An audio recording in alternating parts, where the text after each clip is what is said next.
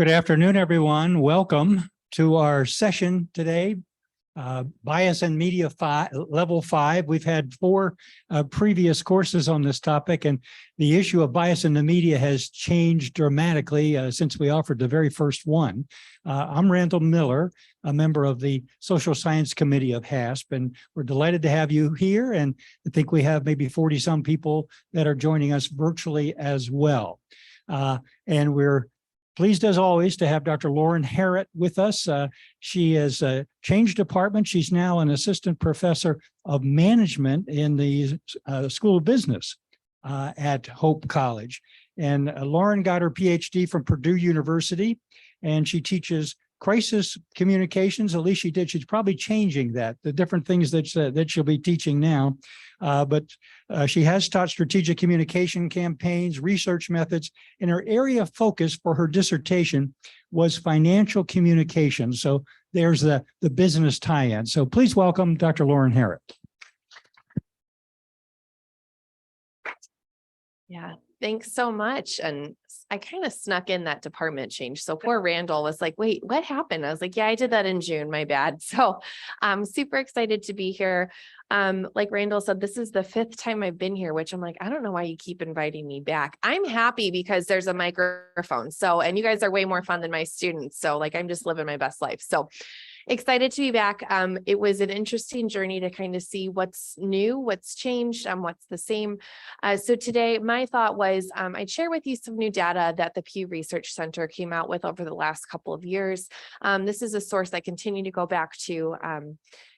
And the piece that's kind of fun about their data is there is some longitudinal trends starting to come out there. So they just released in the last year some data that they collected in 2019, do some comparisons with some data I've presented to you in the past from 2014.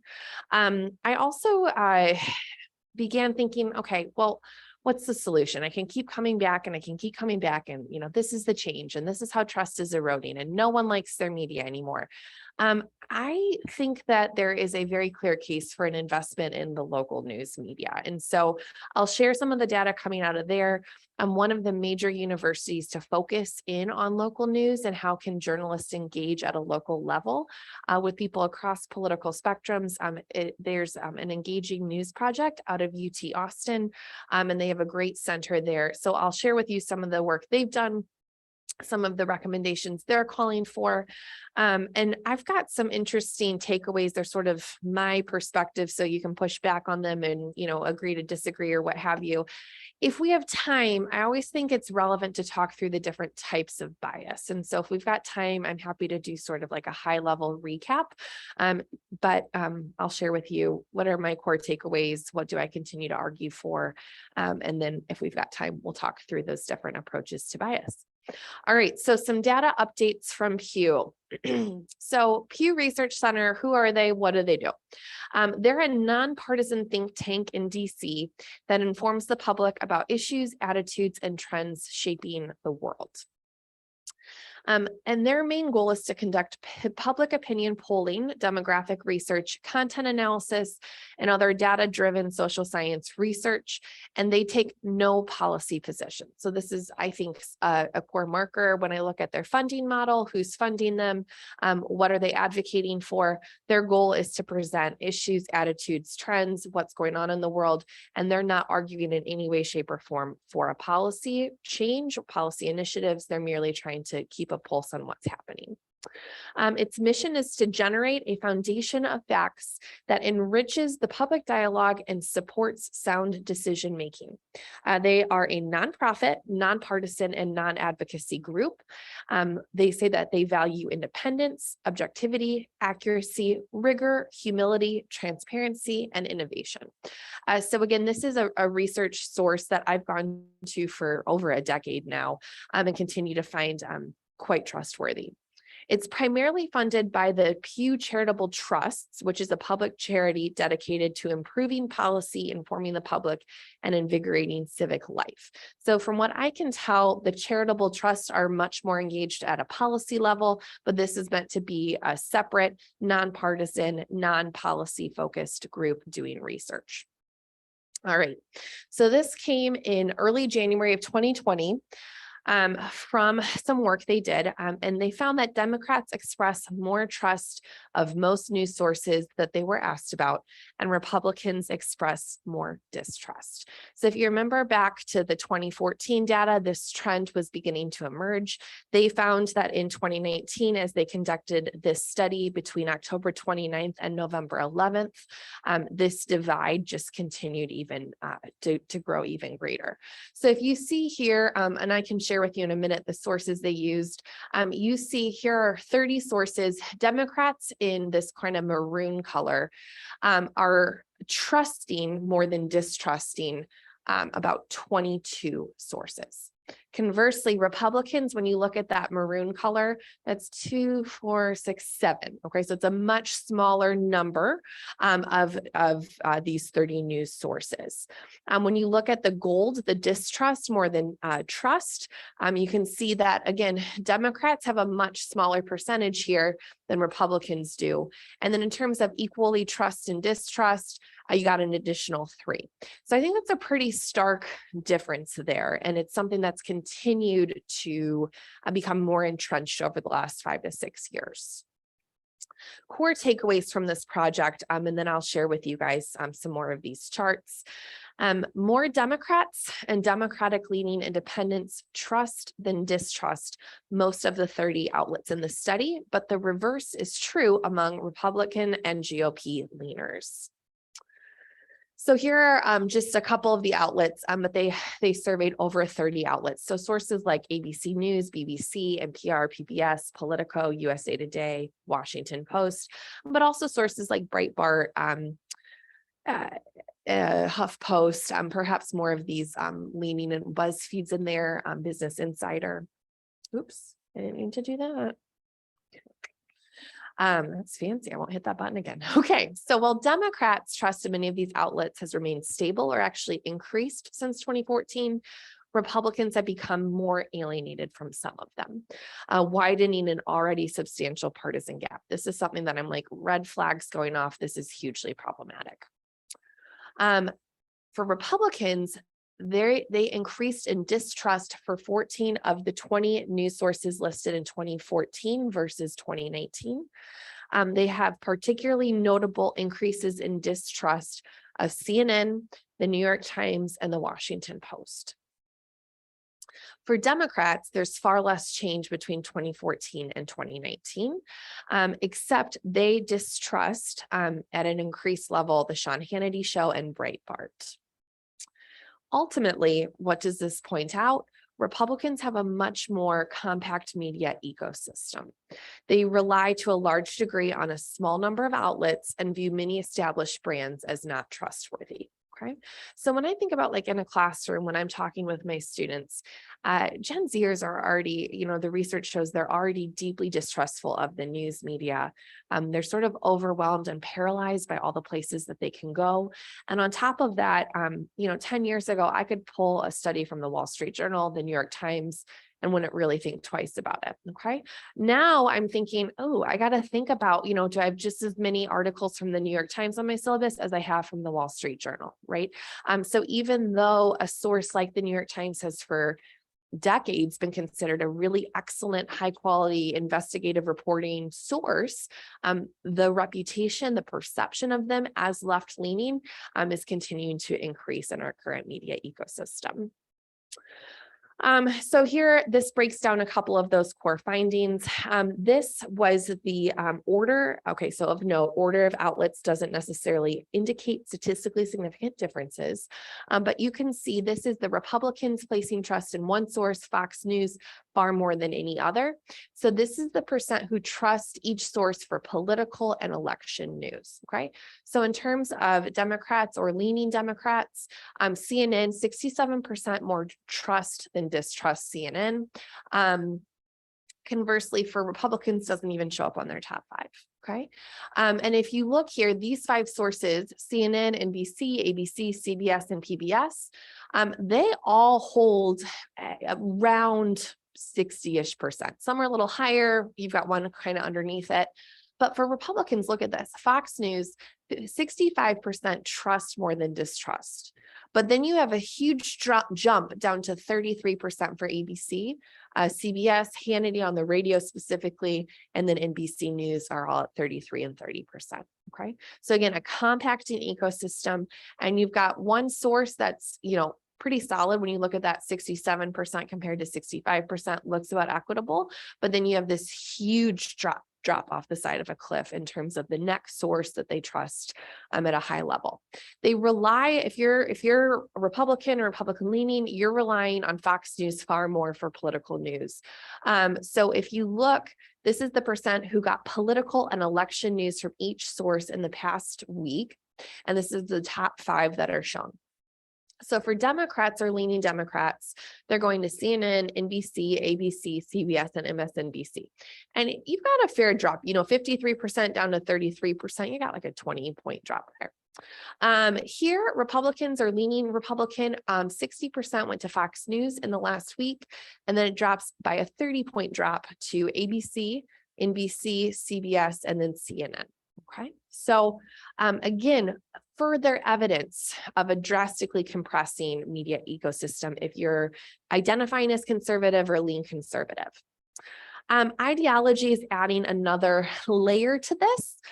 So if you look at this first chart here, I know it's size tiny. I can tell I'm getting older because when I first came, I was like, these are fine. And I'm like, okay, well, when we look at this, so this is the percent who trust each source for political and election news. You can see here, these are Democrats, leaning Democrats, conservatives or leaning conservative, and then you've got moderate / conservative, moderate, liberal, kind of a dividing here. All right, so on the liberal side, you've got 70% who trust CNN for political and election news, 66% trusting New York Times, 66% trusting PBS, 63 NPR.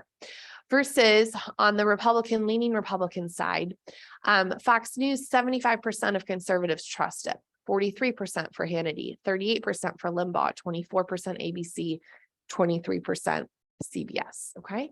And then in terms of distrusting the source, okay, so remember up here, Fox is considered like, 3/4 of conservatives surveyed said, yep, we trust this. We go to it for political news. Look at Democrats down here, 77% distrust Fox News. Okay. So you're not even operating on the same playing field. Okay. Same thing happens on the opposite side. 70% of liberals say, yeah, I trust CNN for political and election news. Well, here are conservatives, 67% distrust CNN. Okay, so no one likes the other side's news. And then how they asked about trust and distrust, I'd be happy to share this with you. One of the things I love about Pew is they go through and they share with you your methodology. They share with you the questions that they asked. But you can see this is the percent of US adults who trust or distrust each source for political or election news. They tell you exactly when they conducted the survey, which I appreciate. And so, for example, here's CBS. This is across the political spectrum. 45% trust it, 20% distrust it, 25% are neutral on it, and 9% haven't heard of it. Conversely, but look, here's the thing. We all laugh, like that's like deeply concerning to me. But if I asked in my classroom right now, like, have you heard of CBS? I would not be surprised if I had a student say no. Okay. I mean, they're just so disengaged because they don't know who they can go to, who they can trust. And so it's sort of the natural psychological reaction is just to not engage. And when I ask in a classroom, where do you get your news? I would say at least 70%. I hope I'm not overstating, but a lot of them say social media. Sources like Snapchat. I don't know if you saw in the news maybe 2-3 weeks ago, TikTok last month surpassed Google as this like #1 used search engine, right? It was just crazy. Okay. So, we might think that's crazy that, 9% haven't heard of CBS News, but I'm telling you, there are huge generational divides. Like I'm not that old, like I'm in my 30s and like I have a totally different media experience and trust in the media system than these 18, 19, 20-year-olds who are walking in the door here. Okay. So one study coming out of Pew Research Center is this American News Pathways Project. And I thought this is worth looking at. They looked at both 2020 election coverage and then the COVID-19 pandemic. Both were pretty serious sources of contention, I would argue, between Republicans and Democrats. They find in this project that there have consistently been dramatic divides between different groups of Americans based on where people get information about what is going on in the world. So while Americans widely agree misinformation in our news media is problematic, they don't see eye to eye about what actually constitutes misinformation. Okay, so again, what's concerning to me here is that over the past couple of years, as I've looked at this, I mean, as Randall shared, I study the Fed. I'm interested in financial communication. Like, this isn't really my area of expertise. And as I look at the data over time and my experience prepping to come in and chat with you, there is just deeper and deeper and deeper entrenchment and polarization and totally separate playing spheres in terms of what is a news source, what is a fact, and how do we communicate across this difference. They did 3 surveys in November of 2019, September of 2020, and November of 2020. And they explored Republicans and Democrats who consistently got news only from outlets whose audiences shared their political views. Okay, so if you were an OG person attending this lecture back in the year of our Lord 2018, I think, one of the things that comes out of psychology is that we are naturally drawn to sources that are going to reinforce our viewpoints. Okay, and our brains care more about avoiding cognitive dissonance than they do about correcting information that we've received as, oh, that's the truth. Okay, so even if you know a fact is incorrect, you have to work really hard against your brain and your brain's neural pathways in order to overcome that and correct that in your brain. Okay, so this holds true with the psychological research, right? If you're a Republican, of course, you're going to want to go to more of a right-leaning source. You want your views and your beliefs affirmed. If you're a Democrat, same thing. You want your views and your beliefs affirmed. Why? Because it's painful. It can be stress-inducing, anxiety-provoking. Like, we can have literal physical reactions to encountering information that disagrees with how we view the world. Okay. So there are 5 or 6 core takeaways that I wanted to share with you guys from this project and from these 3 surveys that they did in 2019 and 2020. So their first core takeaway was that about a quarter of Republicans and Democrats consistently turned to what they called a partisan news bubble. Okay. So if you look, this is the percentage who, and then fill in the blank for these options for political and election news in at least 2 out of 3 surveys between November 2019 and November 2020. So for Republicans, 24% turned only to sources with a right-leaning audience. 34% turned to sources with mixed or left-leaning audiences, and 41% didn't have either of these media diets consistently. Okay. For Democrats, you have 25% turning only to sources with a left-leaning audience. So that holds and tracks pretty true across the 2 political parties. A higher source, 48%, turned to sources with mixed or right-leaning audiences. So I was like, oh gosh, I maybe need to reevaluate my read around the issue argument. And then 27% didn't have either of these media diets consistently. Okay. So you have differences too, maybe not huge, but you do have about a quarter of Republicans and a quarter of Democrats turning to sources, news sources that are reinforcing their views. And then you've got somewhat similar levels of source of Republicans and Democrats who are reaching across the political aisle to read a source that maybe they disagree with, but they're engaged in what I would call like a mixed media environment. Takeaway number 2, Republicans and Democrats using news sources with like-minded audiences tend to describe their views as more ideologically consistent. Okay. So that was interesting to me. If you're a Republican, you're using a news source with like-minded audiences, you're describing your views as more ideologically consistent. So you can see here are Republicans, moderates, this is liberals.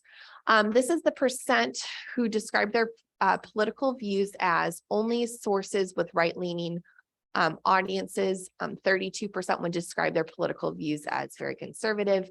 55% would say, oh, I'm conservative.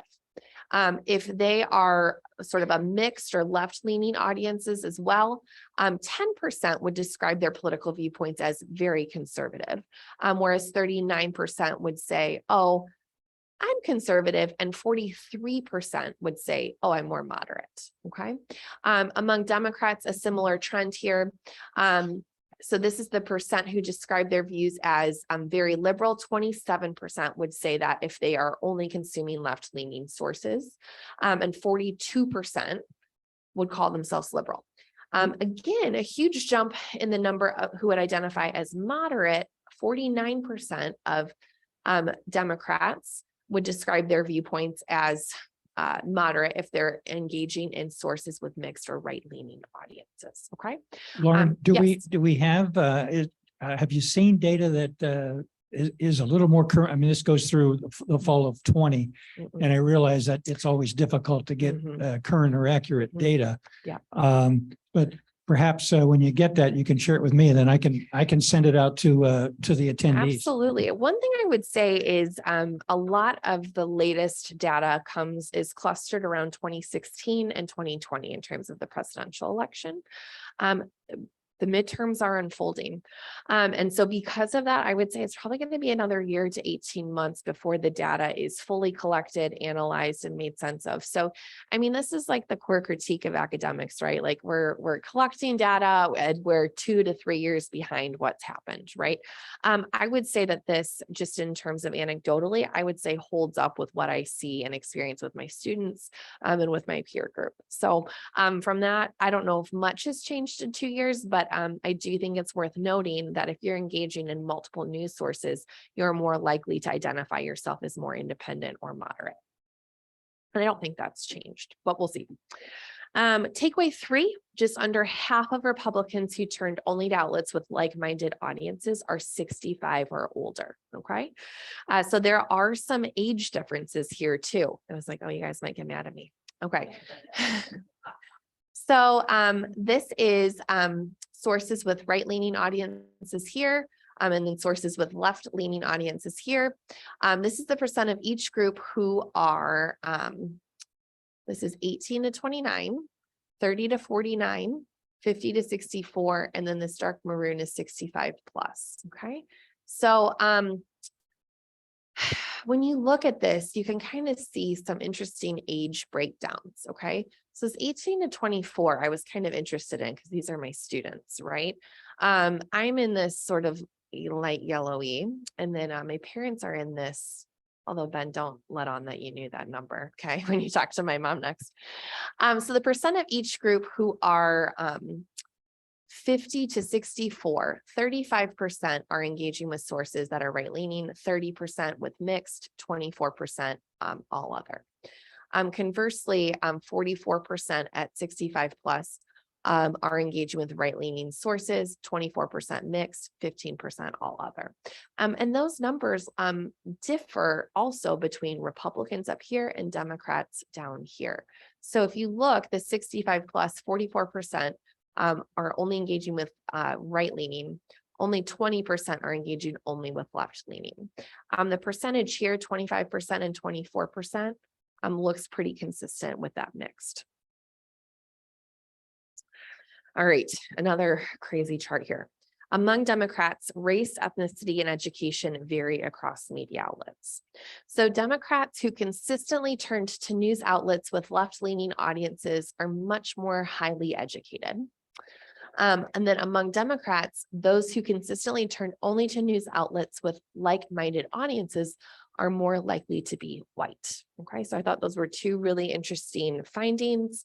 And one thing I continue to consistently think about, right, is this idea of like Democrats, left-leaning, highly educated, right? When I think about being a professor in the academy, there's a lot of conversation right now about like liberal bias in higher ed, right? So this is something that I've been particularly sensitive to lately, and I've been thinking about. So I thought that this was an interesting finding, but you do see race, ethnicity, and education varying. Network TV news did emerge as an area of common ground between parties. So this was like some, maybe good news. Republicans most often stuck with Fox News for election news. Many Democrats turned to CNN. And so if you look here, Republican or leaning Republican, 36% went to Fox, only 11% of Democrats did. With a left-leaning audience, 39% of Democrats went to CNN, 9% of Republicans did, and then dropped from there. If you are sort of sources with a mixed audience, and you identify as more right-leaning, you're going to network TV news about 26% of the time, and then 43% of left-leaning or more Democrats are saying, oh, I'm turning to network TV news. So it does appear there's some common ground around TV news, which was like dismaying to me because like I hate TV news. So, we'll talk about that. All right, so this all like, what are my deep concerns? Well, one, like I just said, TV news, there is a lot of time and a lot of space in network TV news, not just to report like these are the facts of the day, but to provide opinion, editorializing. And we're really bad as media consumers to be able to identify, oh, that's like a fact versus, oh, that's opinion editorial. The great thing about a paper, right, or even if it's an online paper, is that you have an entirely separate opinion section, right? So I like that. I like that. Well, yep, absolutely. There's media bias in our print sources. I can absolutely critique any news source you bring in front of me, print or otherwise. I do like that there's a bit more of a push, right, in print news to identify like news of the day versus what some opinion analyzation editorializing. Okay, so it's concerning for me that TV news seems to be an area where we've got 24-hour news. We can go to it anytime, any place. We can use our remotes to vote on what we like and what we don't like. And I think I've shared this story before. I get it. When I was teaching at Purdue University, we had an active shooter on campus. And so we were on lockdown and, the CNN chopper is circling the West Lafayette campus. And the shooting happened over on the engineering side of campus. And it was actually much more of it's essentially like a murder. There was a disagreement between a TA and a student over a grade. So it was a really sad story. But the piece that I found interesting was my behavior during this, right? So we turned on CNN, we're all locked down in our offices. And it's like, okay, well, I'm not getting anything on CNN. So what do I start doing? I'm clicking the channel, right, between 3 or 4 major like national TV sources. I'm like, well, I'm not getting anything there either. They're just circling campus and saying, a university, official will respond soon. And it's like, oh, okay, well, I'm going to Twitter, right? So I hop on Twitter. And I'll never forget this. There was someone who posted a picture of a guy in all black. He had a flak jacket and a big gun. It was like, there's more than one shooter on campus. And so I was like, oh, like Mom, Dad, I think there's another shooter. It looks like it's on the social sciences side. You guys, it was a SWAT team. Like that was the good guy, right? But in times of crisis, we're turning to unreliable, unsubstantiated sources that are often on social media channels, okay? Why do TV stations rush to provide information? Because people like me are like, well, I want to know what's happening and I want to know 5 minutes ago, right? Once I got the print paper from the Lafayette Journal and Courier the next day, there's time to corroborate and substantiate all claims made in that news article, right? So because of the demands on the media environment, I get it. Like I get why we turn to TV news, but I remain highly skeptical of things like morning TV news, like talk shows, sort of midday analysis. I don't have huge problems with the evening news. If you turn on your 5 p.m. local news, your 6 p.m. news with someone like Lester Holt, you've got, 22 minutes of TV plus, another 8 minutes of commercials that you've got to fill. Right. That there's a lot less room for opinion and editorializing there. Right. But I could go on and turn something on Fox or turn something on CNN right now. And I am really bad at identifying that's a news fact and that's an opinion. And so that's where I think TV news gets into trouble. So when I think about like print news, I think this is sort of the solution, the way to move forward. But my students aren't reading papers, right? So when we're thinking about print news, I think we also have to be mindful, or what are the affordances for this like newest generation? How do we keep kids like Gen Zers engaged in and involved with the news? And part of it, I think, comes at a local level. I always ask them, how many of you have been to a city council meeting? Maybe I'll ask you guys this too for comparison. How many of you in the last 18 months have been to a Holland city council meeting? Okay, actually we're tracking right. Oh, 2. Okay, we're above my students, right? I used to ask the editor of the Holland Sentinel to come in and talk with my crisis communication class. And she said, the reason you want to invest in your local paper is I can't tell you how many times I was one of the only people in a local government meeting. And she's like, they're not necessarily all nefarious, right? But your tax dollars are being spent, and don't you want some level of oversight, right? And so this watchdog role was really a central organizing principle for her. And when I talk to my students about, local or state news, they're much more receptive to this idea of like, yeah, we do need print journalism. We do need journalists. I do want someone local on the ground and in the room and engaging. So I think it's a place that we can bring this back to the local or even state level and say, how do we engage and how can newsrooms get creative? So for example, if you're a newspaper, what does your app look like? How are you interacting with readers on social media? So I've identified some areas for investment that I think are worthy of conversation. I don't know if this is going to save us from deep political entrenchment, but here's some things I'm finding in the research. So there's a project called A Road to Pluralism. So this is research conducted by academics and 27 local newsrooms nationwide. And the piece that the final piece I'm really concerned about is that conservatives have deep concerns about bias and trust in the media. Okay.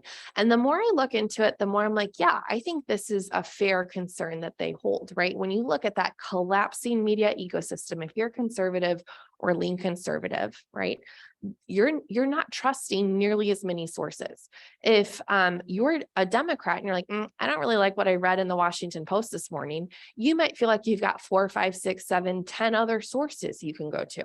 If you're leaning conservative, you don't like something you read in the Wall Street Journal. I mean, my dad's a prime example. He, had been a long time subscriber to the Sunday New York Times for like as long as I can remember. So I'd come down for breakfast before church and he'd have the Sunday styles out for me. And that was how, I started my Sunday morning for 18 years. Okay.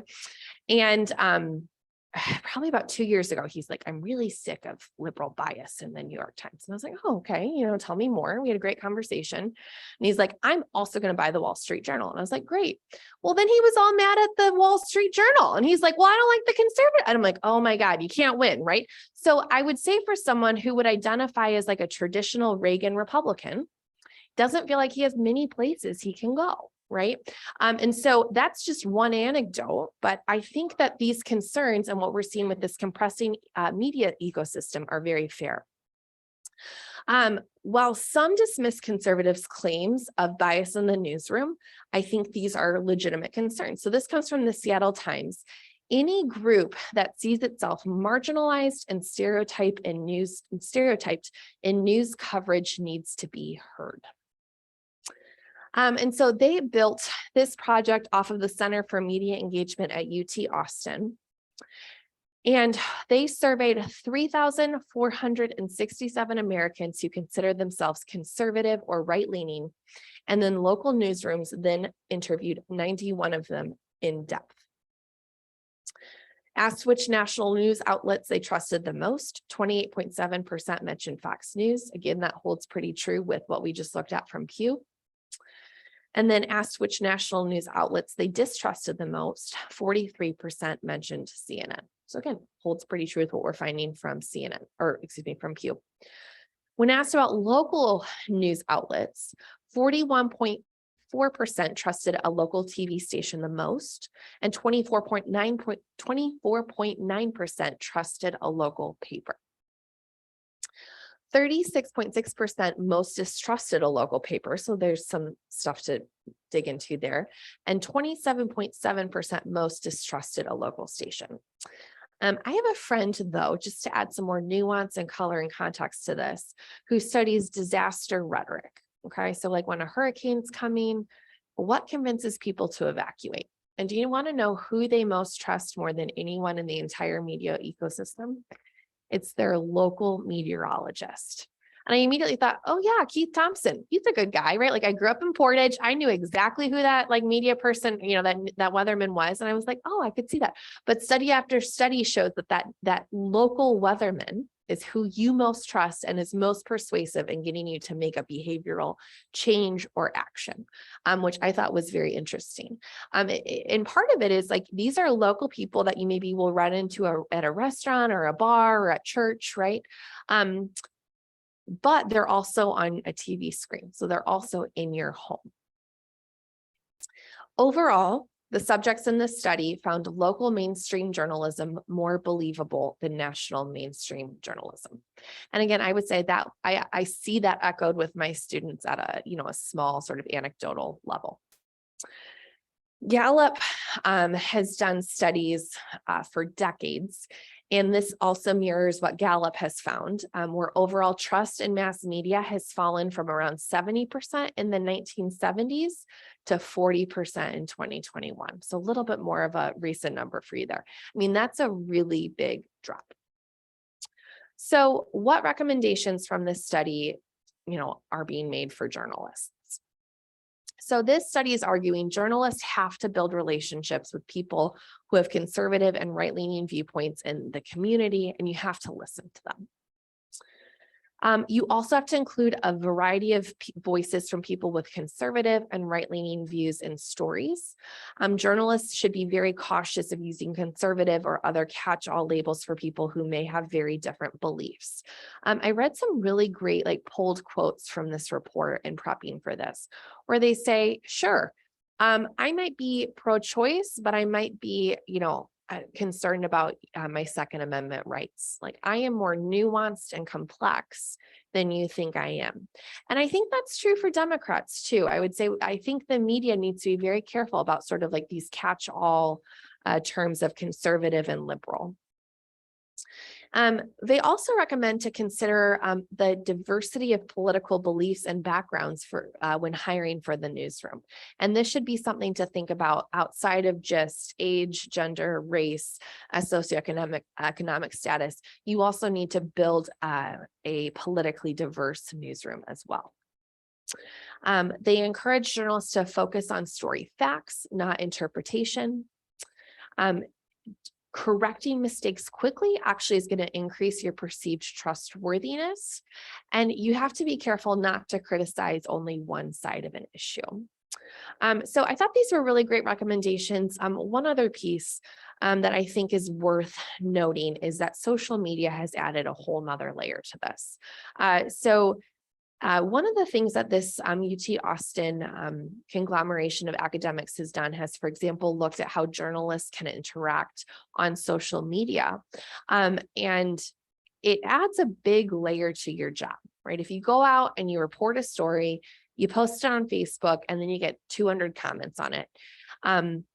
That's a lot of extra work, right? To go on and engage, and you're behind a computer screen, and like vitriol online does not seem like my cup of tea. I'm like, no thanks, right? But that engagement from a journalist in social media comments on stories they've written also actually does help increase trustworthiness and perception of fair-mindedness as well. So there's a lot going on here. And I think the digital environment, as newsrooms have had to get more creative and think about ways to push information out on, sources like TikTok, right? Which just seems crazy to me, right? But how do you begin as a newsroom to reach a generation that's on a totally different platform? My students don't have Facebook, right?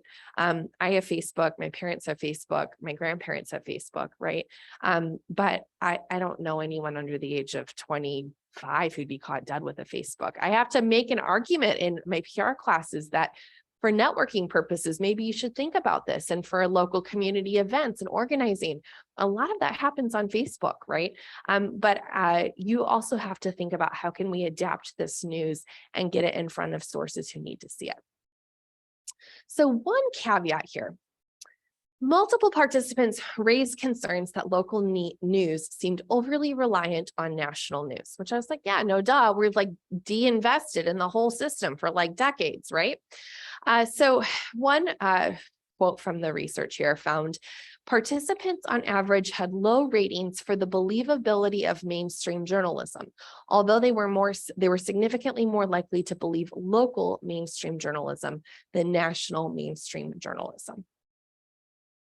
One news consumer interviewed by the Alpena News in Michigan said, what you read from the AP is not balanced. I don't see any balance at all with AP. It's just Trump, bad, bad, bad, Biden, good, good, good. Okay. And this was like a quote, right, from a participant who came in and did a longer, more in-depth. And one, the Chattanooga News said they've actually begun to recognize what really sets off their local news consumers, and they might do things like AP, which is, a national wire service.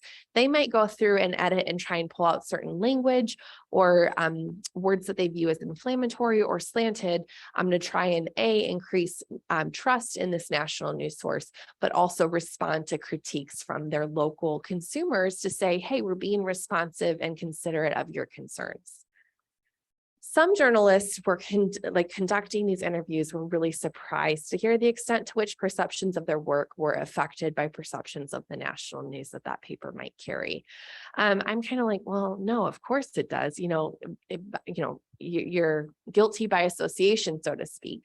But having said that, I do think if you're a local journalist heavily involved in your community, you're attending community events, you're talking to, citizens of your city, you might be taken aback by this. You might be surprised by this. And so I do think it's worth thinking about how can we work with newsrooms who are reliant on things like corporate press releases, national wire services to say, we recognize that you're trying really hard. You're in the city council meetings, you're involved in local government, you're involved in engaging with citizens on the street, but you can be considered guilty by association, so to speak.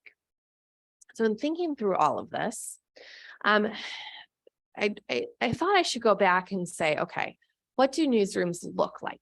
And I'm not finding a ton that's much more recent than 2014. So this could change. I would highly doubt it.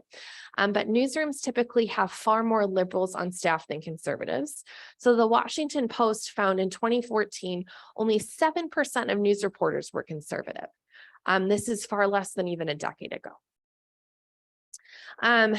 So the study called The American Journalist in the Digital Age, so if you're interested, I'd be happy to share it with you, has been conducted 5 times in 71, 82, 92, 02, and 2014. Over the last several decades, the number of Democratic identifying reporters increased steadily prior to a significant drop in 2014. The number of Republicans has steadily shrunk, with that number dipping into the single digits for the first time ever in 2014. More and more reporters identify as independent, actually. And in 2016, a Pew Research study found just 23% of newsroom employees were Black, Indigenous, persons of color, and 61% of newsroom employees were men. Okay, so this is something I argue to my students. Newsroom diversity is important. Okay, and I think that the 2016 election demonstrated this. Where are our national gold standard journalistic sources, right? When I think of something like the New York Times, the Wall Street Journal, let's just look at those two. Where are they headquartered? Major cities, right? And what do we know? Oftentimes cities will skew more liberal, right? And more rural places will skew more conservative. Can a liberal leaning news reporter really cover and adequately capture the loss of manufacturing and industries like that in the Rust Belt and the sense of hopelessness that many people feel in that part of the country? There's a big national conversation right now about Roe v. Wade.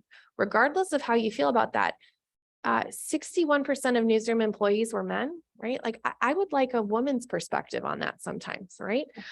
When you're looking at 23% of newsroom employees as Black, Indigenous, people of color, I'm sorry, covering the George Floyd protest, how can I, as a white person, really truly understand the lived experience of a Black man or a Black woman in America? I can't. And that's where I think newsroom diversity is important, okay? And I'm not saying we need to privilege and promote in a certain way, but what I'm saying is, if you're sitting around a table and you're talking about your article, can you get other perspectives, right? And right now, when you look at this, only 7% of news reporters are conservative. Can you really adequately cover an issue in a way that conservatives feel heard and seen and perhaps respected, right? So this is something that I think is absolutely room for improvement and perhaps room for investment. How are we defining diversity here? Are we making sure political diversity is part of it? And I would love to see more women in there and more people of color. Thinking about reviving local news. So I've Randall to send me on this sort of rabbit hole. But the Neiman Lab, which is a great news lab, pointed to the Washington Post that had an editorial a couple weeks ago. Perry Bacon Jr., he's a Black columnist at the Washington Post, and he said, we need to invest $10 billion in local news. And I was like, $10 billion, Randall, are we serious? So I got in there. I think he makes a pretty good argument.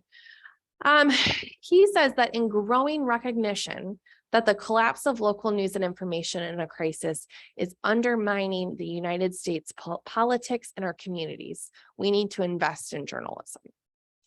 He says that we need to consider news outlets and communities across the country. He argues that every congressional district should have a newsroom. You need more outlets with a well-defined, transparent point of view. You need coverage that is free for everyone.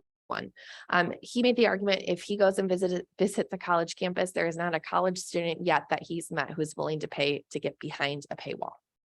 I was like, yeah, it's valid. A lot of in-depth reporting needs to be available in multiple formats. Not everyone is going to pay for a print paper. I'm apparently a dinosaur in my generation, and I want the print. I mean, it's just so great, right? Like Sunday morning, cup of coffee, you got your paper. It's so great. No, apparently I'm like 200 years old and no one else agrees with me. And my best friend who's 75 is like, you don't read the news on your iPad. And I'm like, no, Susan, I don't. So, Bacon points to local newspapers as once really doing this, but because they laid off tens of thousands of reporters due to declining revenues, they're not doing this anymore. Local TV never really did this, which was problematic. News organizations that are nonprofit, free access to news again came up. And he's saying that paywalls often result in the journalism with the most rigorous reporting and editing reaching a paying audience that is upper income and older, while younger and less wealthy non-subscribers can't access important stories they might otherwise read. So I'm thinking, yeah, that's probably a key point here, that you're continuing to see this entrenchment along demographic lines. So thinking through all of this data, this idea of perhaps we should be investing in local news more aggressively. Here's what I preach to my students. I just taught about media bias not even 2 days ago, so ironic that I'm here. But this is what I preach until I go blue in the face. Are you reading or are you watching your news? As I've made no secret, I'm super skeptical about watching TV news. Okay, so if you are watching TV news, are you watching multiple stations? Podcasts do not have the same ethical standards as print reporting. If you want, I'll send you a great article about Joe Rogan's podcast. Anyone here listen to Joe Rogan's podcast? Okay, I'm with my people, great. The guy gets like something like 4 million downloads a week on his podcast, okay? And it's essentially long form reporting or long form interviewing. And he brings someone on and he just lets him talk. And the big critique of that is he doesn't cut people off when they get perhaps a little too extremist. And because there is this perception that podcasts are a really great way to kind of get around traditional news and bias in the news, he's a little slow to do some things like fact checking, correction. Like he'll let you say your whole spiel, right? And he won't necessarily press you on it. And the argument in this story was that 4 million downloads a week is like, that's a lot, right? You're cutting through a lot of noise and you have a very dedicated and engaged base that is listening to your news that way or listening to your podcast that way. The question is Joe Rogan really a journalist? Okay, I would say no, right? I know that my local news reporter is an adherent to a journalistic code of ethics, right? Is a podcaster adhering to those same codes of ethics? I don't think so, right? Who's doing the fact checking? At something like a local paper or a statewide paper like MLive, right? You've got multiple editors, even TV news, right? You've got multiple people at multiple layers who've got their hands on it. And that's why there's bias, right? You can never completely divorce bias from anything in our lives, right? Some philosophers even say bias is a lens through which we make sense of the world, right? Like, what are your values? And you hold that up and you compare what you're seeing, hearing, consuming up against those values. So is bias inherently bad? No. But we've turned it into a dirty word. And what we have to recognize is that you go out and you film a TV, story. Not only do you have the reporter who's asking the questions, then you've got someone who's cutting that story, you've got the frame, you've got like maybe the news editor, you've got the anchor who's prepping, next up a story about yada, yada, yada. You've got so many people with hands on that story, right? Conversely, some podcasts run with a very lean staff, right? So again, do you even have as many checks and balances as you would have in, for example, the Wall Street Journal's newsroom? In a crisis, be extremely wary about what you are consuming. Okay. I also assigned to my students an op-ed from I believe it's 2017, the New York Times. A reporter went on a year-long sabbatical and he's like, all right, I'm turning off any and all news alerts on my phone. I'm not watching he didn't have cable, so he's like living his best life. And he got a print paper every day to his doorstep. And he was like, I felt so much more at peace. He's like, outside of like the breaking news alert or, the ESPN, da, da, da, da, da, da, ooh, who's winning, right? Hopefully Purdue basketball. We can talk about that in the Q&A portion of this. He's like, I'm not constantly pulled in 50 directions with this breaking news. I get the news on my schedule. I can sit down with it and I can engage with it for 30 minutes, an hour, 2 hours, read the paper, put it down and walk away. Okay. And I think that's a really interesting argument. And he said, your paper comes once a day. That means that there have been 23 hours prior to that to research, get quotes, corroborate accounts, do your due diligence, get it to your editor, get multiple people to edit and review it, go back and do fact checking, send it to the printer, get it printed and off and out the door. And he's like, I ended up trusting my news sources much more when I only read print news because there was less of this, oh, this error happened, this error happened, this error happened. Okay. So in a crisis, be extremely wary about what you're consuming. But as I shared a little bit ago, I get it. When you're in a crisis, you want to know what's happening and you want to know what's happening 5 minutes ago. I continue to really encourage you to read around an issue. There's a great little commencement clip from Barack Obama that I don't show anymore, but he's like, and I've got a reference to it in a couple bullet points, but he's like, if you're not reading news that makes your blood boil, you're not an engaged citizen. And I was like, wow, that's a kind of an interesting argument. But I get it, right? Am I reading op-eds in the Wall Street Journal with the same frequency that I'm reading them in the New York Times or vice versa, right? If I turn on CNN, am I also turning on Fox? If I'm watching Fox and Friends, am I also going to go turn on Morning Joe and spend 10 minutes with that, okay? When I'm reading about issues on the ballot, what sources am I going to? Even at like a local level or a statewide level, what sources am I going to? How can I get multiple perspectives on this? I might drive around and think like that sign is insane and I can't believe it says that, right? But do I understand why a group of people feel that way? Okay. And if I can't say, yeah, I understand that, I understand why this side is framing this issue in this way, am I really reading around an issue? And so I really push my students, don't just read one political viewpoint. You've got to engage with multiple sources. Have you purchased a subscription to your local newspaper? So I told Randall, I've got a new boyfriend. And he actually was a journalist for like 5 or 6 years for the Kalamazoo Gazette. And like within a month of dating, he's like, you don't have a subscription to the Holland Sentinel? And I was like, Yeah, no. So that was a little source of tension, right? So this is my new question, right? Do you have a subscription to your local paper? And when I think about like paying my tax dollars, like one, I'm gleeful, right? Like they plow my sidewalks and I'm like, this is the best town I'm ever going to live in. I'm never moving. Like, thank you. Take my money, keep plowing those sidewalks, right? But when I think about city government, I've lived here for 6 years now, and I've not once been to a city council meeting, right? I'm not necessarily highly engaged in what's happening at a local level. I'm much more interested at a state level. I need the local paper to tell me what's going on. And if it's not the Holland Sentinel, maybe it's like the Grand Rapids Gazette or something like that. So think about, are you investing in local news? And when I did the research for this, I think that local news is the path forward. Okay. So if you're like me and you're old school and you want a paper, my dad finally switched to an online print subscription of the Kalamazoo Gazette, and he claims it's fine. So, I'm trying to decide how I feel about it, but I continue to believe and find evidence that sources like PBS and NPR, these are nationally funded sources that are meant to like reach a broad audience. The BBC, right? They're a great international source for a non-US perspective on current events. The Wall Street Journal, the New York Times, I think that these are worthy, well-researched, high-quality sources that engage in corroboration, fact-checking, and thoughtful processes to try and account as fairly as they possibly can about the news of the day. Okay.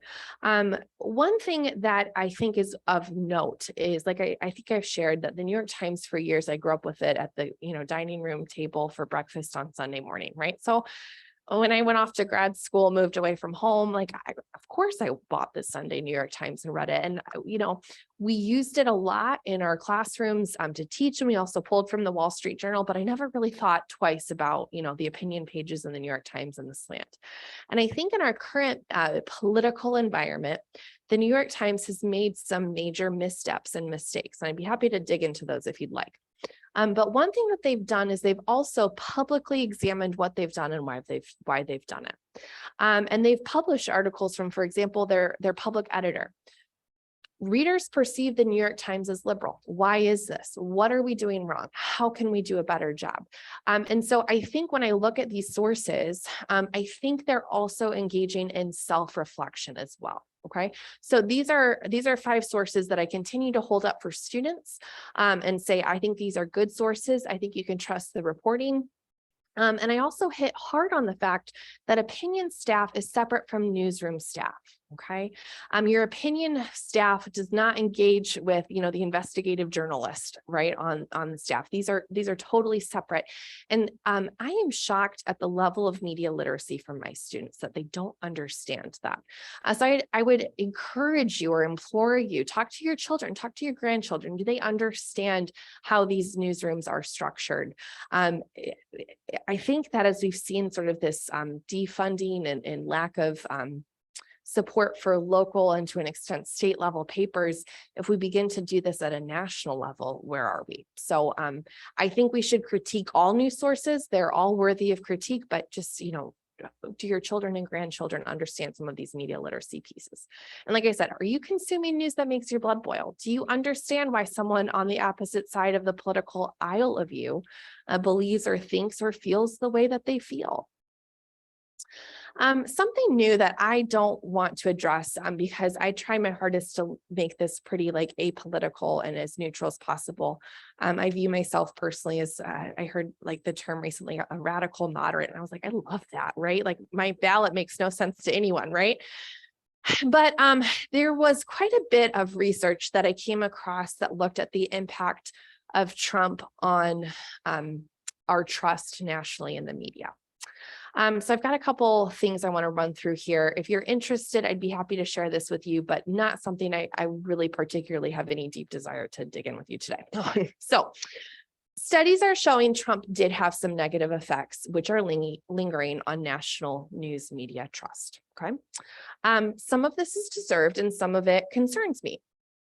Trump remains, regardless of what you think about him, a highly unusual president. But his claims about media bias are similar to claims that you heard from George W. and Obama, right?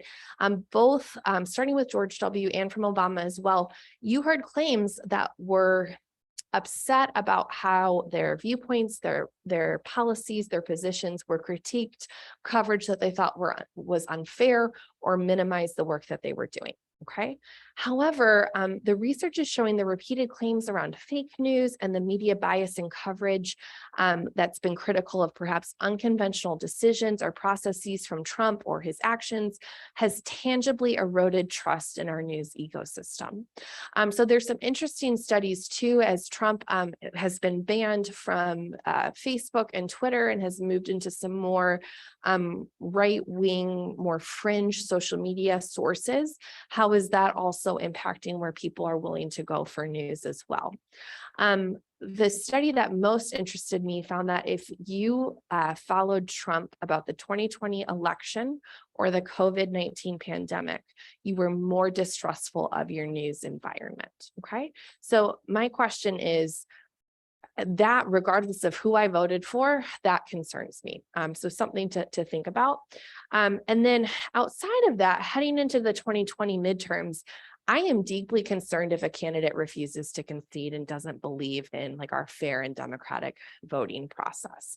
And for me, that's a line like I personally am unwilling to cross, regardless of what I think about the rest of their political policy points.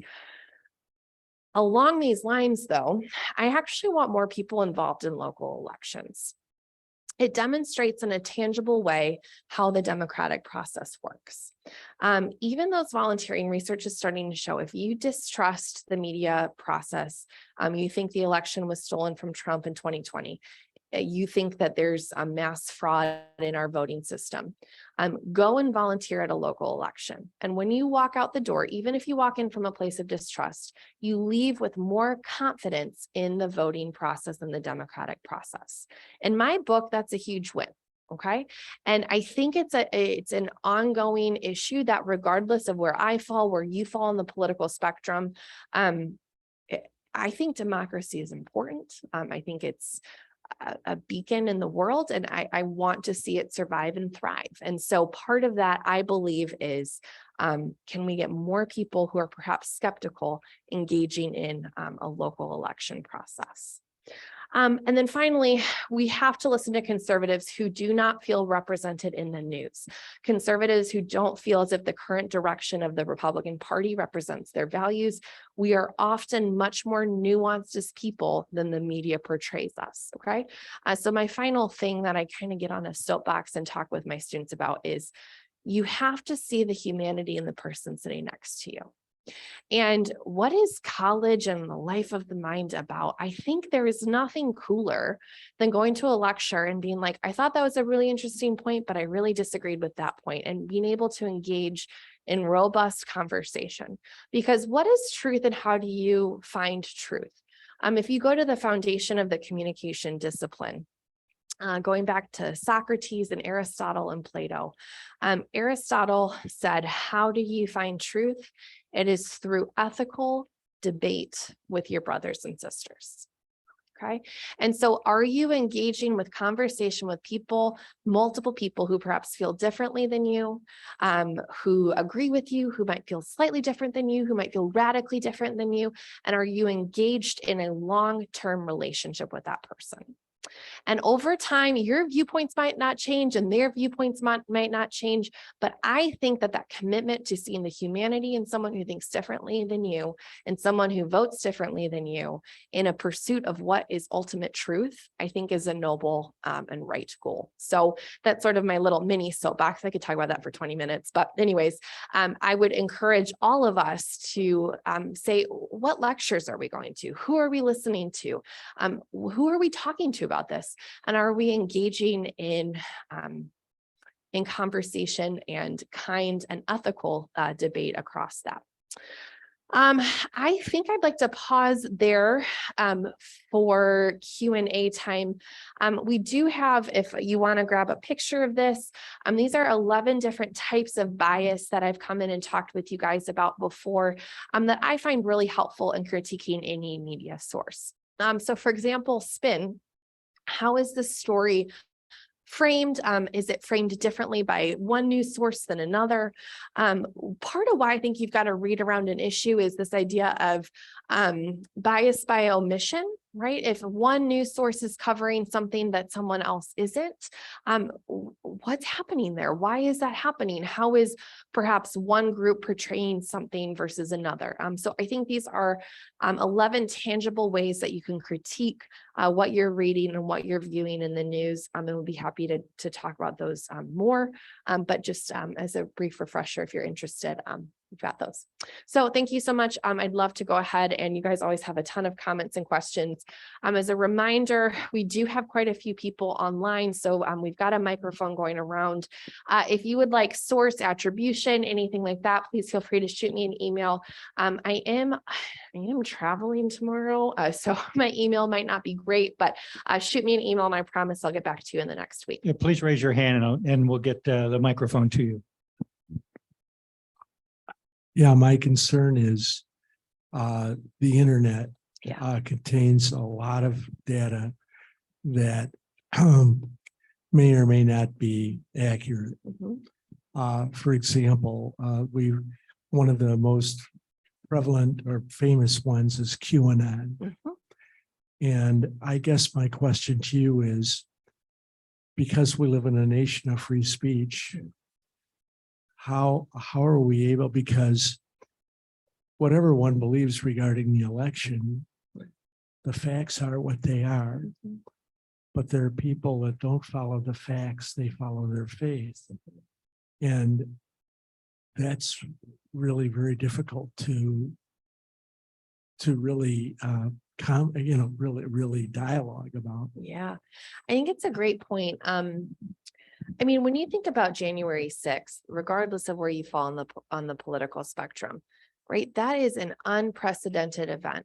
And what kills me is even during the Civil War, the Confederate flag had never stepped foot inside the Capitol, right? And that was the first time news reports showed that flag was carried in that building. And that just from a democratic, like just a pure democracy, like, oh gosh.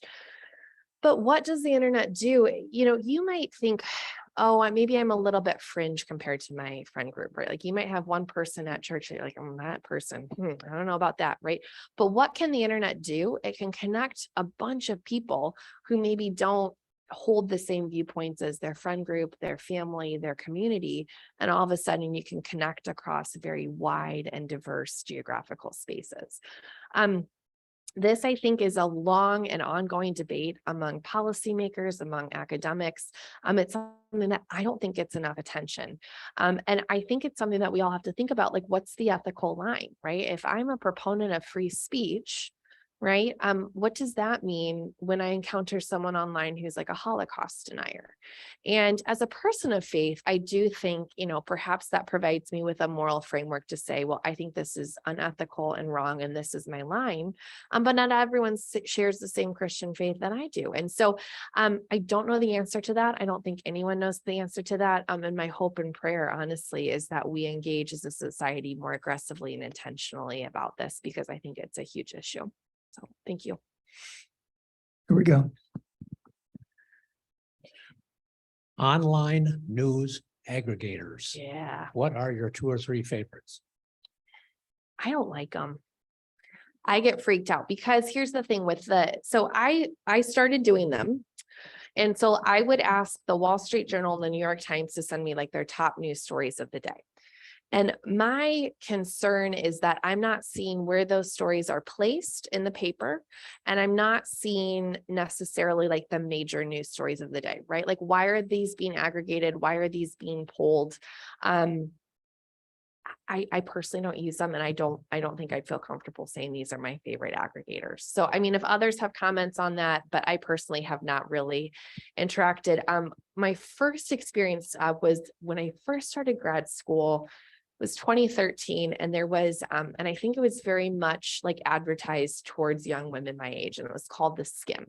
And what they would do is they would pull the top 5 news articles I thought were relevant to me for the day.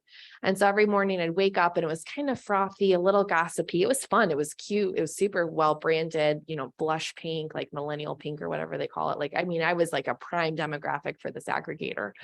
And I was like, wait, would I have gone to this news source in the first place? Why are they pulling these 5 articles? What assumptions about me are they making? What assumptions algorithmically are they making? So that's why I've ended up not really engaging with them, but I would be happy to go ahead and do some more research on that if you'd like me to. So To mix it up, we'll take a call from our remote audience. as ooh, well. okay, dialing in.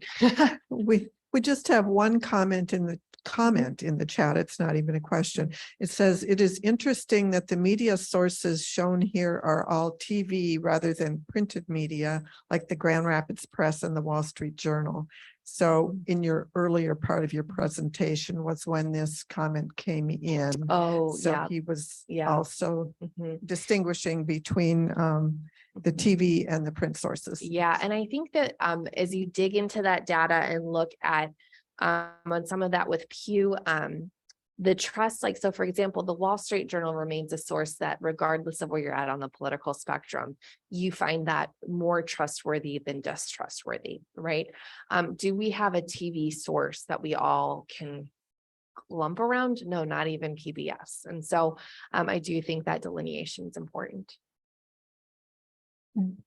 There are so many conglomerates, I guess it is, of news now that, whether it's, I don't know, Sinclair, who's supposed to be super conservative. How do you get around that? Yeah, that's $1 million question. Well, maybe a multi-million-dollar question, right?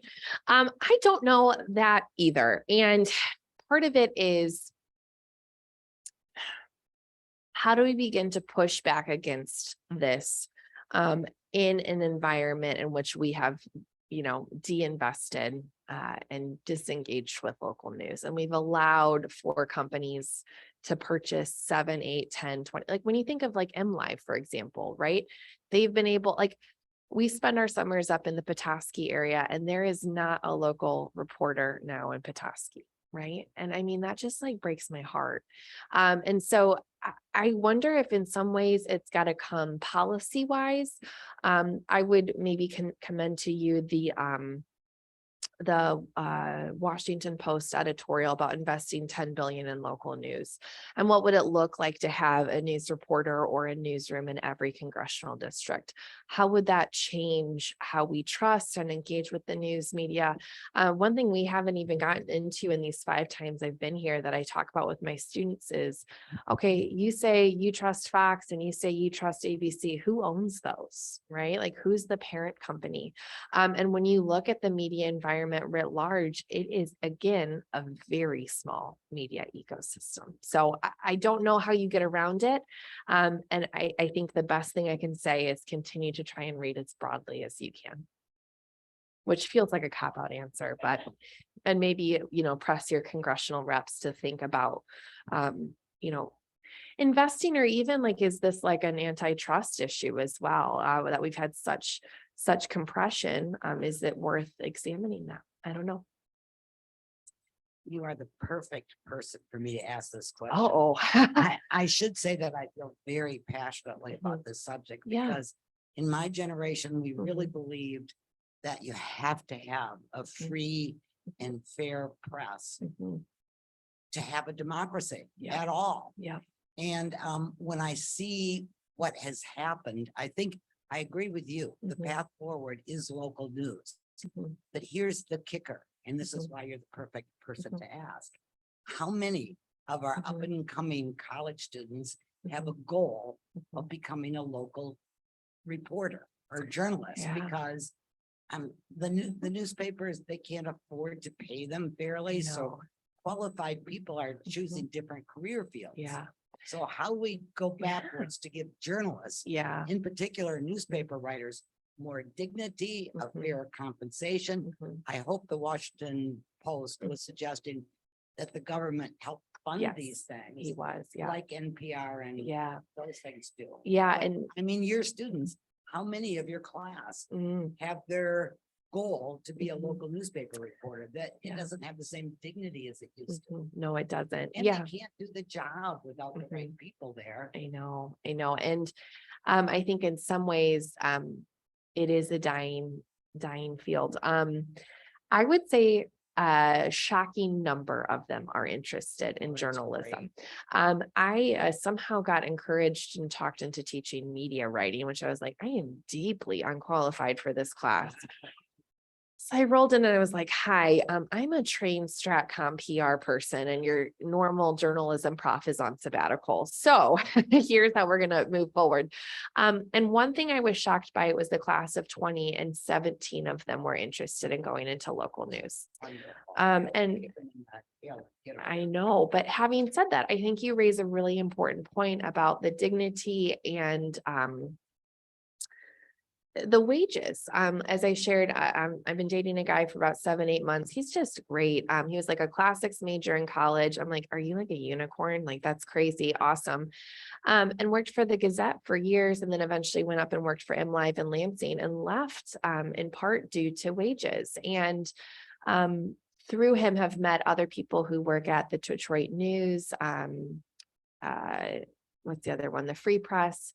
And I think that compensation remains an underlying issue. And I think if we don't address it, I don't know in what world I as a parent would say to a child, yeah, sure, you can go be a journalist. I mean, there's just no money in it. And how do you survive when housing prices are what they are? I think I read more than 10 years ago. So this situation is making it get worse and worse Yeah. and worse. But I think I read 10 years ago an article that said journalism was a less appealing career choice than being a lumberjack. I would love to see that study, but My husband was in a band. He Mhm. wasn't a Mhm. reporter. He was in a band called the Fifth Estate because Mhm. we thought of journalism being the Fifth Estate. yes, and I was talk about gonna be this. The check and balance system Yeah. for all the other branches of government. Yeah. I feel lost without knowing. Mhm. Well, and that's something I really hit on with my students is that this is the only industry written into the Constitution, right? And it really was important to our founding fathers that they felt like they could critique the government without fear of ramification or repercussion. Where does the breakdown happen? I think it happened way before Donald Trump, right? I think Donald Trump in some ways was a symptom, not a cause. But I think when you saw the intense criticism of Donald Trump, who did not come up, he was not a career politician. He did not come up through the ranks and didn't necessarily understand, for example, presidential communication norms. That doesn't mean that he was not wildly effective at winning the news cycle. I mean, he knew how to do it. And so he had some really interesting skills and qualifications that made him for many people very appealing and for many people very concerning, right? Regardless of where you fall on that, thinking about the watchdog role, right, of the news media, I think that piece is also where some of the trust is breaking down, right? Because by the Republicans choosing such an unusual and unconventional nominee for president, who maybe didn't understand some of these norms the way things have always worked, right? Then that criticism, that way to sort of calibrate and provide a check on that, that feels one-sided, does it not? Does that not feel along a political line? And so I think it's worth saying, okay, does this watchdog role, which I think is a vital part of our free press and our democracy, does that also sow distrust in our news media? And I think the answer to that is yes. And so I think it's a complex and nuanced thing that I feel passionately about. But sometimes, Pew has found in a couple studies that it leads to distrust. So. When Fox itself calls itself an entertainment channel, why do we keep calling it Fox News? I know, a branding. Yeah. Yeah. And maybe you were answering it earlier, but With the loss of the fairness doctrine, is that where we started down the slippery slope? I think so, yes. But at the same time, I think fairness, I often hear this. I've spoken with you guys. I've spoken with a library. I've spoken with a nonprofit up in Petoskey about this. And I often get this question about the fairness doctrine. And when I go back and read it, I'm like, yeah, I think this is important. I think it's worth digging into. Is this an inflection point? But I also tell my students, when I'm looking at print news or TV news, I'm looking at fair play, fair presentation, and fair language, right? But, you know, is fairness a quantity argument? You know, does Hillary Clinton get this half of Newsweek and so Donald Trump gets this half, right? Like what is fairness and how are we defining it? And so that's something that I always think, is it a quantity argument? Is it a quality argument? Is it providing the other side the opportunity to respond? I think there's a lot there to unpack that I'm unfortunately not qualified to dig into. Well, I was thinking last night, you know, when a president spoke in the past, all of the networks carried his speech. Yeah. Last night it was CNN and that was it. But here's the other piece. Starting with George W. and his, I believe it was a podcast, if I'm remembering correctly. When you survey Americans, they want to hear from their president one time a month. Okay. So historically, if you have a primetime address, it's kind of a big deal, right? But now with things like TikTok, Instagram, podcasts, social media, we are seeing and engaging with our president dozens of times a day. Right. So, well, yes, I agree with you. I wish that regardless of who's the president, that is broadcast on all major news channels. Is this also getting at, we are hearing from our president way more than we ever heard from them even 20 years ago. And what are the ramifications of that? So there's a whole area in political communication that looks at presidential communication, historical presidential communication norms, and issues that the president can lead on and issues the president can't lead on. So for example, the economy. The president, if they say the economy is good, we believe, we trust in that they can lead on issues of the economy. But if I'm hearing from the president 10 times a day on places like Twitter, Facebook, Instagram, how does that begin to erode the president's ability to lead in a major way on major issues? Just a comment. Actually, Fox did cover it. I was scrolling last night and Jesse Waters covered the president's speech.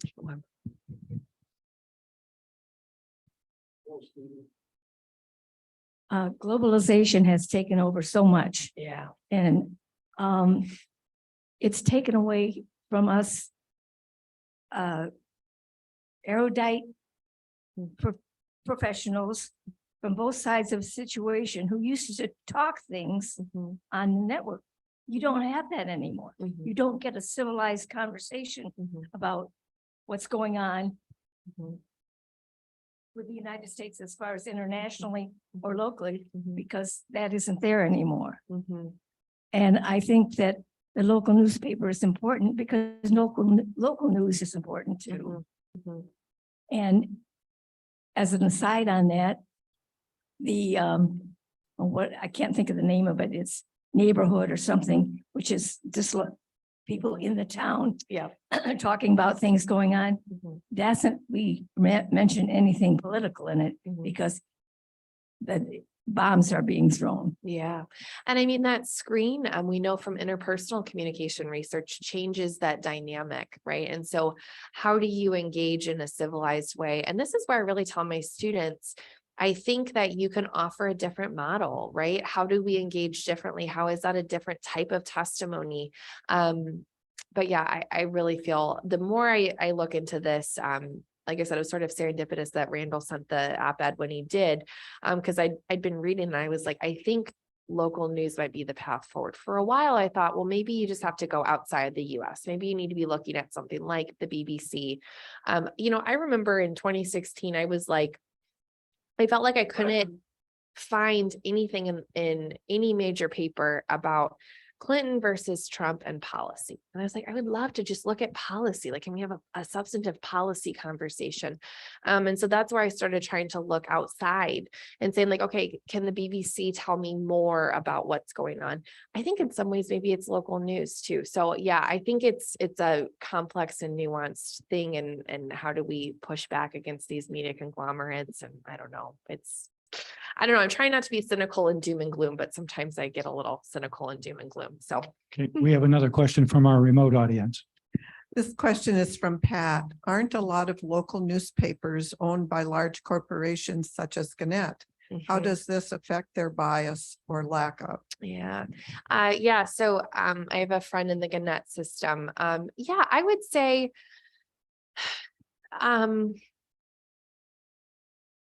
okay, I'm going to get in trouble because I'm going to share about an article I read like 3 years ago. So we could walk down a deep, dark path here. I don't know. We'll see. If I remember correctly, there is concern, right, about like, conservative versus liberal bias in the newsroom, who owns the paper. Journalists are often more liberal. And as we looked at the numbers, yeah, like less than 7% are conservative reporters, but oftentimes the owners are conservative. And so again, how does this provide a check and balance on the system? And so the article was making the argument, yeah, your newsrooms are pretty liberal, but your owners are more conservative. And so this is a way to sort of even out and perhaps assuage some of that. So I don't know, again, if that's a cop-out answer, but that's the only thing I can draw from. You mentioned that journalists have a code of ethics that they're Yeah. to follow. Mhm. At times, if that code of ethics is not followed, are there any repercussions for that journalist or for that paper? Yeah. What was his name? Brian Williams, I think, is the prime and very public example I give of that, right? Like violated the code of ethics in a very serious way. And I'm gonna get it wrong, right? But he said he was like on a chopper or injured or something like that. And 25 years later comes out he wasn't, right? And very publicly was forced to resign.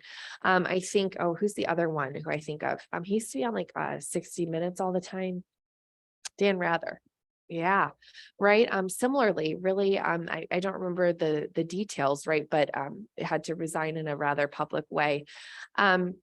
So all this to say, does it happen as often as it should? I'm not sure. What are the checks and balances? I'm not in a newsroom and I'm not sure that I could speak to it, but all I can do is point to some of these very public and national examples and say yes. And then as I've shared, the Holland Sentinel editor coming into my class, I felt like I learned a lot. I mean, deeply committed to, can I present this in as impartial and fair way as possible, and really views providing local news in some ways as a calling, right? And so, yes, I think there's ramifications when journalists fail, but I think in a compressing ecosystem, are those as frequent or as public or as regular as they should be? That's the part I wouldn't know. Great question. We would have time for one more question before we wrap up. Anybody have a question? Okay.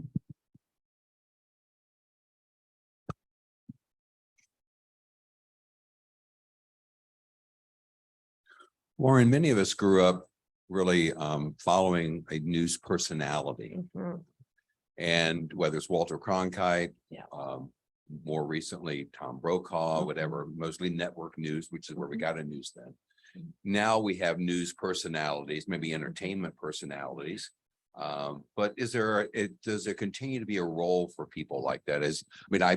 I watch PBS for one reason. It's a full hour broadcast on news. Yeah. So you get more, but I can't wait till Friday night to hear what David Brooks thinks, Yeah. for example. Yeah. There aren't very many people like that anymore. Is there still a place for those kind of personalities that are perceived, maybe because I lean more left, but are perceived as giving you what you need in terms of an opinion or perspective on the news? Yeah, I think so personally. And when I think about, thinking on the right, like when the New York Times hired, what was it, George Wills, right? Like a very prominent conservative opinion columnist, right?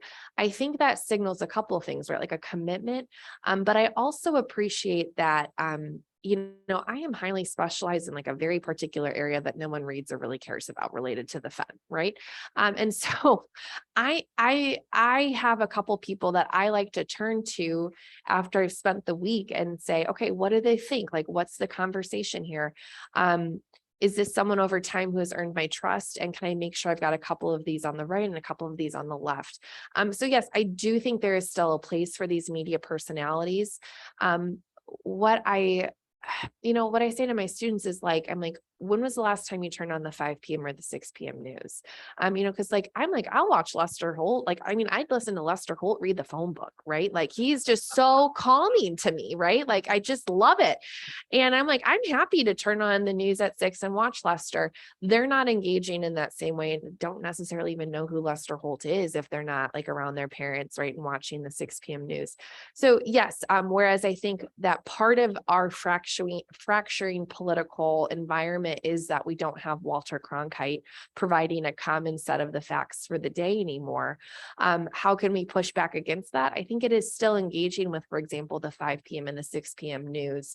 And yeah, are we looking at well-researched, credible, engaged commentators that we very clearly know are commentators, but help us make sense of what's going on in the world around us. So yeah, thank you. So appreciation to Lauren Hearit. Thank you, Lauren. Thank you.